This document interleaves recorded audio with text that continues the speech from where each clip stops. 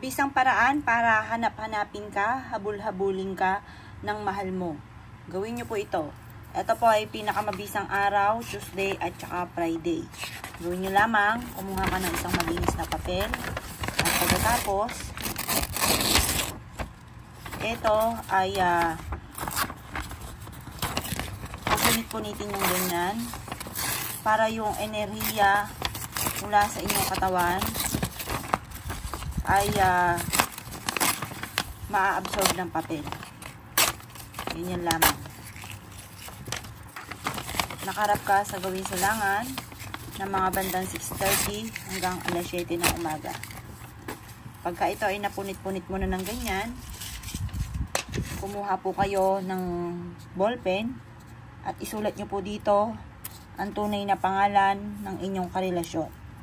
Halimbawa ay Joel Pagyo. Joel Pagyo. Joel Pagyo.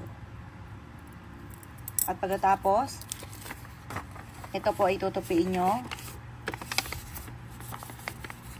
At tutupiin nyo papunta sa inyo.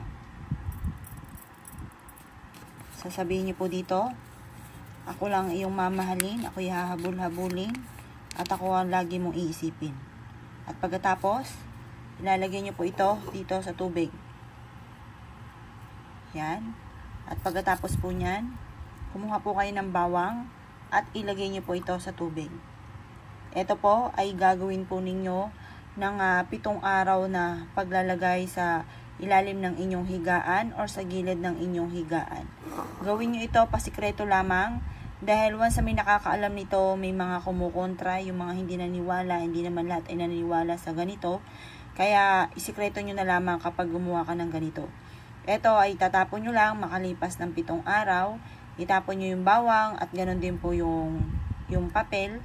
Pagtapos, itapon nyo na po pati yung tubig at pagkatapos, palitan nyo ng panibagong tubig at huwag ka magpapawala ng tubig sa ilalim ng inyong higaan or sa may kwarto po ninyo dahil ito ay humihigop ng mga negative energy. Kung kayo lagi minamalas sa ngayon, tutulungan ka nito para imbis na kamalasan ay puro kaswertehan naman ang darating po sa inyo. Kung naniniwala ka at na-issue po itong gawin nyo na po ito pinaka-the best na araw, Tuesday or Friday. At ito po ay magdudulot sa inyo para ang inyong karelasyon ay lagi kang mamahalin, ikaw lamang at bukod tangi ikaw lamang at susundin niya lahat ng inyong pong mga ninanais. Gawin niyo po ito lalo-lalo na kung may mga anak kayo at legal po kayo. Huwag ka na munang gagawa ng ganito kung ikaw ay number 1 hanggang number 10. Dapat po yung legal lamang dahil ito ay very powerful, hindi ito biro, kaya kailangan yung mga legal lamang para rin po sa inyo pong mga anak at lalo na kung kayo ay kasal. Kung kayo naniniwala at gagawin nyo ito, asya. Good luck po sa inyo po lahat.